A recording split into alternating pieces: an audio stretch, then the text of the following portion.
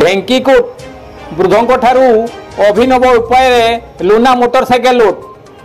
ढेंकीकुट साप्ताहिक हाट को घटगाँ थाना कुंडापिठार रेंगाबाड़ा साईर वृद्ध शंकर नायक निज लुना मोटरसाइकेल नहीं आसी फेरिला बेले अपराह्न 5टारे जड़े अचिना लोक सहित जीवाकू कही टिकिरा NH 220 पेट्रोल पंप रे पहुंची एवं सेठारे वृद्ध जनक तेल पकाई सेठारे वृद्धों को छाड़ी लुना नहीं अचिना लोक फेरार हो जाइछि।